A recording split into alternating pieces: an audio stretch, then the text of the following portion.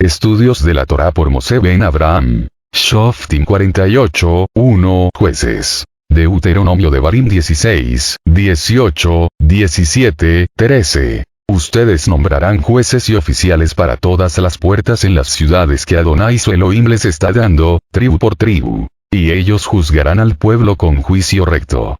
No torcerán la justicia o mostrarán favoritismo, y no aceptarán un soborno, porque un regalo ciega los ojos del sabio y tuerce las palabras de aún el recto. Justicia, solo justicia, perseguirán, para que vivan y hereden la tierra que Adonai su Elohim les está dando. Mosé continuó diciendo al pueblo: cuando construyan un altar para adorar a nuestro Adonai, no coloquen junto a él ninguna imagen de la diosa Astarte ni de otros dioses falsos. Eso es algo que Adonai su Elohim no soporta. Asimismo, no levanten una estatua de piedra. Adonai su Elohim odia tales cosas. No sacrificarán para Adonai su Elohim una vaca u oveja que tenga defecto cualquier tara. Eso sería abominación para Adonai su Elohim. Si se ha encontrado entre ustedes, dentro de cualquiera de sus puertas en cualquier ciudad que Adonai su Elohim les haya dado, un hombre o mujer que hace lo que Adonai su Elohim ve como perverso, transgrediendo su pacto por ir a servir otros dioses y adorarlos, el sol, la luna, o cualquier cosa en el firmamento, algo que yo he prohibido, y se lo dicen a ustedes, u oyen acerca de ello, entonces investigarán el asunto diligentemente. Si es verdad, si es confirmado que tales cosas detestables están siendo hechas en Israel, entonces traerán al hombre o mujer que ha hecho esta cosa perversa a las puertas de su ciudad, y apedrearán al hombre o mujer de muerte. La sentencia de muerte será llevada a cabo solamente si hay testimonio de 2 o 3 testigos. No será sentenciado a muerte con el testimonio de solamente un testigo. Estos testigos serán los primeros en apedrearlo a muerte. Después, todo el pueblo lo apedreará. Así pondrán fin a esta perversidad entre ustedes. Si un caso viene ante ustedes a las puertas de la ciudad que es muy difícil para ustedes juzgar, referente a derramamiento de sangre, pleito civil, daño personal o cualquier otro asunto controversial, se levantarán, irán al lugar que Adonai su Elohim escoja, y comparecerán delante de los Kohanim, que son Leviim, y el juez en oficio en ese momento.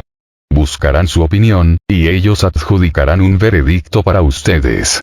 Actuarán de acuerdo a lo que ellos les hayan dicho allí en el lugar que Adonai escoja. Tendrán cuidado de actuar conforme a las instrucciones de ellos. De acuerdo con la Torá que ellos enseñan, ustedes llevarán a cabo la sentencia que ellos adjudiquen, sin volverse a un lado a la derecha o la izquierda del veredicto que ellos les declaren a ustedes. Cualquiera lo suficientemente presuntuoso para no prestar atención al Cohen nombrado para servir a Adonai su Elohim el juez, esa persona tiene que morir. Así ustedes exterminarán tal perversidad de Israel. 13 Todo el pueblo oirá acerca de ello y tendrá temor de continuar actuando presuntuosamente. Comentarios, hechos por su servidor. Los jueces, Deut 16, 18, 20. Durante los primeros años del periodo de la peregrinación de Israel en el desierto, en los años inmediatos al éxodo, Mosé actuó como el juez supremo de Israel. Finalmente, cuando se tornó imposible para él juzgar todos los casos del pueblo, Mosé aceptó el consejo de su suegro Jetro e instituyó el oficio de juez en Israel, Ex 18, 13, 27. Deut 1, 9, 18. El libro de Deuteronomio demanda que cada ciudad en Israel tenga jueces y magistrados. V. 18. La ley deuteronómica proveía 2 personas en cada ciudad encargadas de la administración de justicia. El juez Shopet era la persona encargada del sistema de leyes, y la persona encargada de aplicar las leyes cuando sucedía una violación de las normas que regulaban la vida de la comunidad. El juez también tenía la autoridad para vindicar y liberar a la persona falsamente acusada de una violación de la ley. Los magistrados, Soter, probablemente servían como ayudantes de los jueces. La palabra Soterlit significa uno que escribe, pero el magistrado no era solamente un escribano, también era un asistente de los jueces, uno que probablemente ejecutaba las decisiones de la corte o probablemente un jefe de policía. Aun cuando los ancianos tenían una parte en la administración de justicia en Israel en el contexto local, Deut 19, 12. Deu 21, 2, 9, estos jueces y magistrados eran jueces profesionales, nombrados por el rey, personas que servían en un contexto legal más amplio. Es probable que los ancianos ejercían autoridad judicial sobre la familia o clan y los jueces sobre la comunidad en general. La responsabilidad de estos jueces y magistrados era juzgar al pueblo con justo juicio. V. 18. Cuando el rey Josafat nombró a los levitas como jueces les dijo: mirad lo que hacéis, porque no juzgáis en lugar del hombre, sino en lugar de Adonai, quien estará con vosotros en materia de juicio. Ahora pues, que el temor de Adonai esté en vosotros. Actuad cuidadosamente, porque con Adonai nuestro Elohim no hay maldad, ni distinción de personas, ni aceptación de soborno. Según la ley, cada israelita tenía derecho delante de Elohim y en la sociedad. La violación del derecho humano era una ofensa contra Adonai. Por lo tanto, la responsabilidad de cada juez era corregir la violación de la ley y aplicar el juicio que era correcto. El juez tenía que aplicar el castigo propio para la persona culpada y vindicar a la persona inocente. El juez en Israel tenía 3 obligaciones morales. Primera, no podía torcer el derecho. V. 19. Esta ley exhortaba al juez a aplicar un sentido de equidad en su tratamiento con cada israelita. Esta obligación está basada en la ordenanza de Ex 23, 2, 3. No debían seguir a la mayoría, para pervertir la causa. Tampoco harás favoritismo al pobre en su pleito. Los mismos principios de bondad y honestidad que Elohim demandaba de cada israelita, Ex 23, 1, 9, se aplican especialmente a los jueces de Israel. Segunda, no podía hacer distinción de personas al declarar su decisión. V. 19. Esta misma exhortación aparece en Deu 1, 17. Esta expresión en Ep significa hacer distinción entre una persona rica o pobre, entre una persona humilde y una persona distinguida en la sociedad. Tercera, el juez no podía aceptar soborno. Ningún juez podía recibir soborno, porque el soborno pervierte la administración de justicia y ciega a los que ven con claridad y pervierte las palabras del justo. Los profetas de Israel condenaron el soborno recibido por los jueces, Isa 1, 23. Isa 5, 23. S 22, 12. La denuncia frecuente de los profetas contra el soborno indica que el abuso en la administración de la justicia en Israel era un problema muy serio. Los jueces debían considerar a cada ciudadano israelita como igual delante de la ley, porque cada persona es responsable a Adonai, sin distinción de clase o posición económica. El juez que pervertía el derecho de la persona pobre estaba bajo la maldición de Elohim, Deu 27, 19. La expresión la justicia, solo la justicia son 2 palabras en Eb, que aparecen juntas para indicar un énfasis muy especial. Este énfasis, que solo debe hacerse justicia en el tribunal de Israel, está relacionado con el B 18, donde los jueces deben juzgar al pueblo con justo juicio. El libro de Deuteronomio declara que Adonai es un Elohim justo y recto. Todos sus caminos son justos y no hay iniquidad en él. Deu 32, 4. Por esta razón Adonai demandaba justicia de su pueblo. La manera de recibir la bendición de Elohim en la tierra que él había dado a Israel era por medio de la obediencia a sus leyes.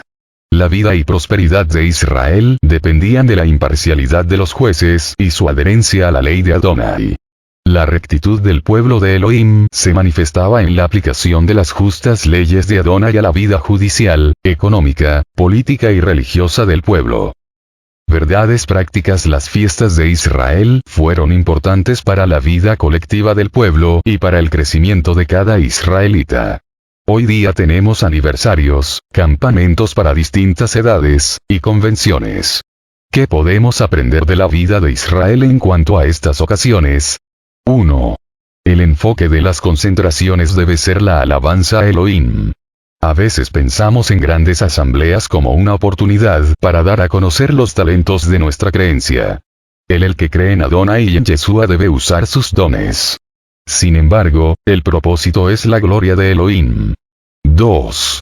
Es importante cómo recordamos nuestra historia. Se puede hacer hincapié en las fechas de la historia. Se puede analizar la historia eclesiástica humanamente sin tomar en cuenta el elemento divino. Hay la parálisis de análisis. La historia divina es la historia de la grandeza de Elohim y su salvación del hombre. 3. El elemento moral es importante. Los profetas del siglo 8 de Yeshua denunciaron las fiestas religiosas porque había falta de justicia y misericordia en la vida diaria. Isa 1, 10, 20. Amos 5, 21, 24 y Mic 6, 6, 8. El Señor no quiere nuestras celebraciones como un sustituto por la obediencia diaria, sino como expresión de nuestra entrega completa a Elohim. B. Exhortación contra prácticas idolátricas. La exhortación contra las prácticas idolátricas aparece en el contexto de las obligaciones de los jueces y magistrados. Ellos eran las personas responsables por la administración de la justicia en Israel y decidían los casos relacionados con la idolatría. Por cuanto la vida social del pueblo de Israel estaba relacionada con la integridad religiosa del pueblo del pacto, era menester para los jueces mantener la religión de Adonai pura, sin la contaminación de elementos asociados con el culto cananeo. Esta legislación deuteronómica es excepcional.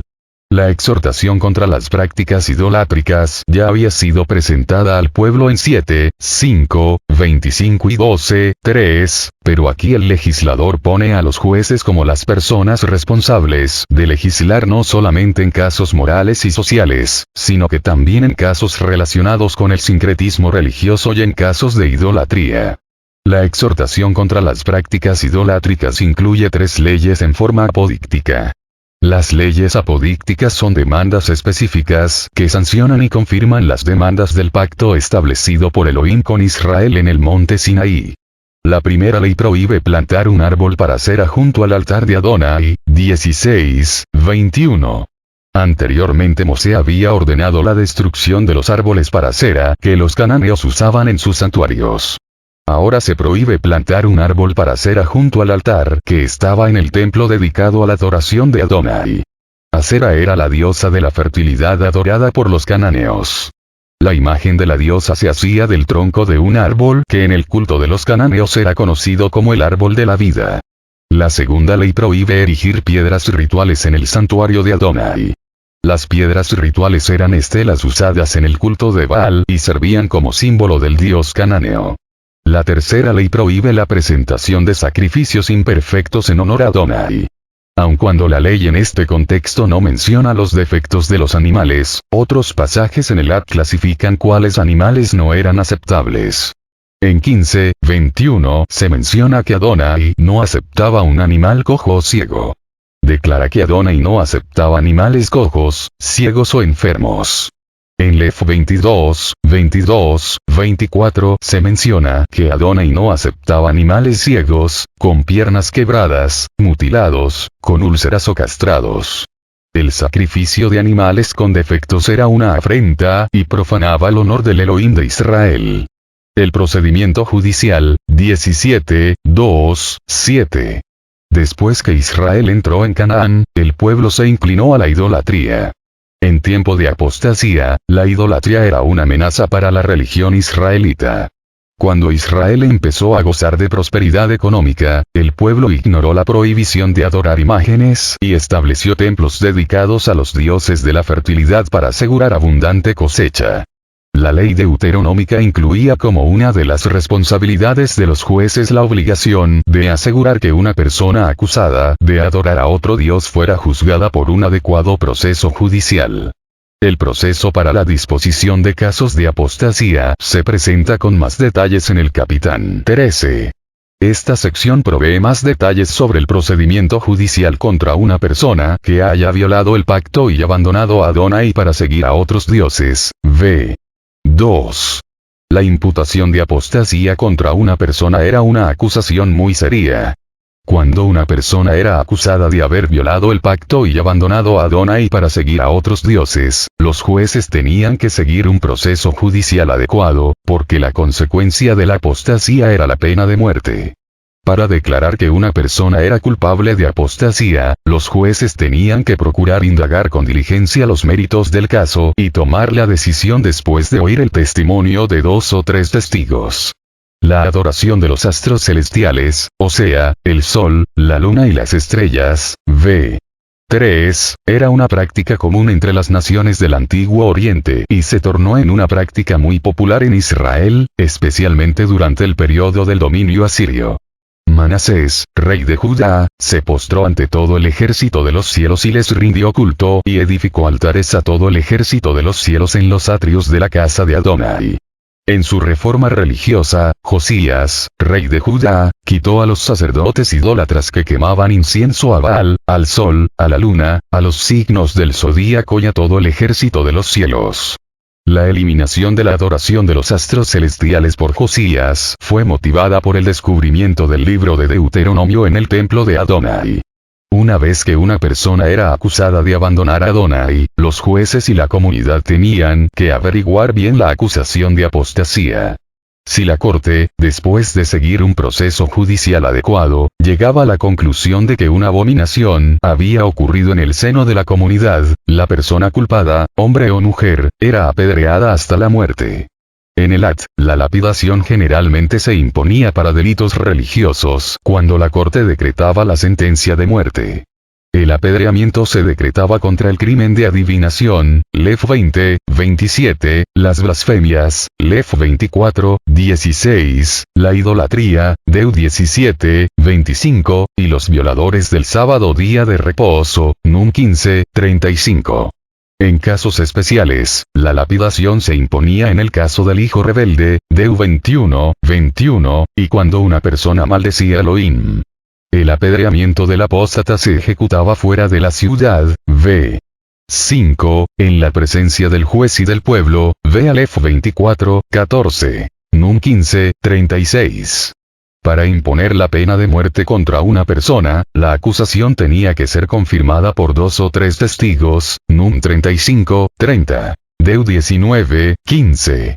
El propósito de esta regla era eliminar el problema del falso testimonio, Deut 5, 20, en el caso que una persona tuviera una riña contra otra y la acusara de abominación.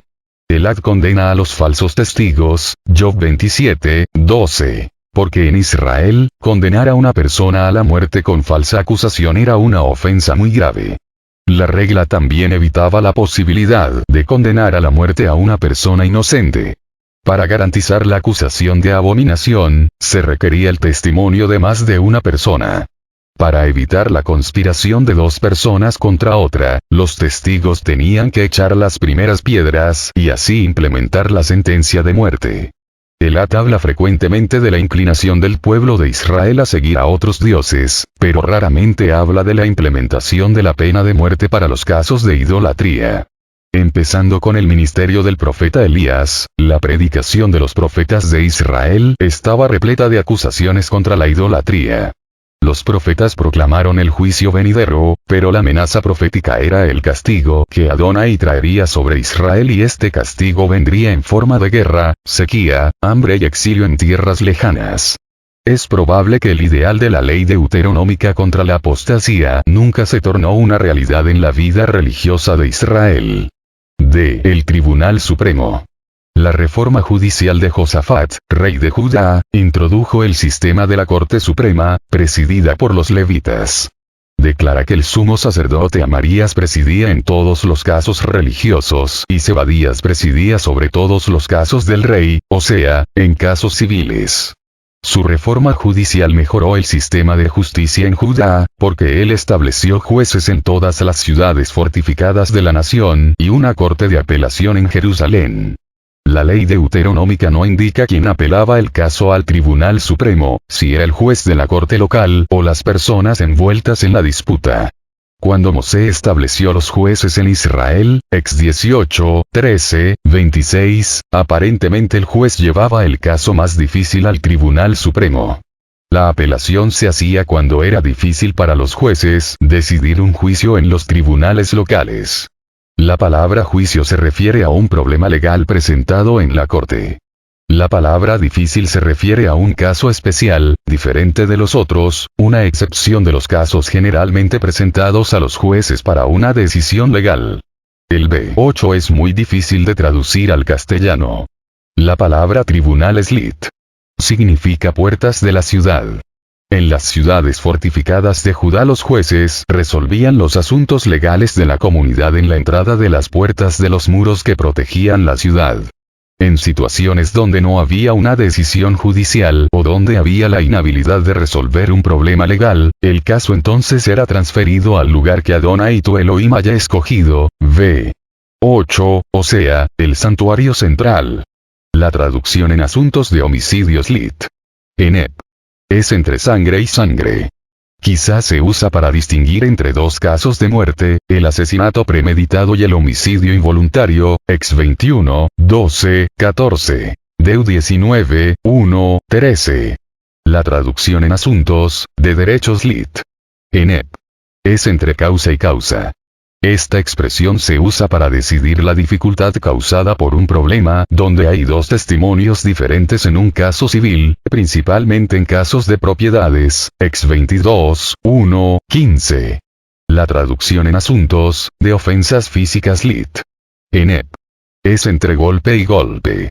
Esta expresión se aplica a los casos donde hay diferentes tipos de asaltos e injuria personal, ex 21, 12, 27. Cuando se presentaba uno de estos casos en la corte local y el juez era incapaz de decidir el caso, entonces el caso era llevado a la Corte Suprema. La apelación judicial se presentaba al sacerdote levita y al juez para una decisión final. El sacerdote levita ejercía su magisterio en el templo y legislaba los asuntos religiosos. El juez era responsable de juzgar los casos civiles. En la reforma de Josafat, la corte de apelación estaba representada por los sacerdotes levitas y por jueces que no eran levitas. El sacerdote presidía cuando el caso era religioso y el juez presidía cuando el caso era civil. Según Deu 19, 17, la corte central tenía diversos sacerdotes y jueces, pero solamente uno de ellos servía como líder del grupo. La decisión de la Corte Suprema era final. Una vez que la Corte Suprema pronunciaba el veredicto, era necesario acatar la decisión de los jueces, v. 10. Harás según las instrucciones con que ellos te instruyan, v. 11. La palabra instrucción en Enep es Torah. Torah generalmente se traduce como ley, pero su significado es instrucción, enseñanza. La Torah es la instrucción dada por Elohim por medio de los líderes y autoridades religiosos en Israel para gobernar la vida de la comunidad. El juicio pronunciado por los jueces es la decisión legal de la corte. La Torah de los jueces expresa la voluntad de Elohim para su pueblo, por esta razón la decisión de la corte de apelación era final. Tanto los jueces de las cortes locales como las personas envueltas en el pleito tenían que obedecer la decisión de los jueces de la Corte Suprema. La decisión era final porque había sido hecha en la presencia de Adonai, v. 12, y por lo tanto, tenía la autoridad divina. Por esta razón los litigantes tenían que obedecer fielmente la decisión de la corte. La persona que se negaba a aceptar la decisión del juez o del sacerdote de la Corte Suprema se rebelaba contra Elohim, y contra las autoridades civiles y religiosas establecidas por Elohim para el bien de la comunidad. La pena contra esta rebelión era la muerte. La severidad del castigo para la persona que se rebelaba contra la autoridad de la Corte Suprema era para evitar la anarquía política y civil en Israel. También, la severidad del castigo eliminaba la posibilidad de que una corte local manipulara la ley para su propio beneficio y así subvertir el intento de la ley que era justicia para todas las personas. La penalidad de muerte servía para reforzar la decisión de la corte y estimular la obediencia entre los miembros de la comunidad. Shavuot Tov. Ros Mosé.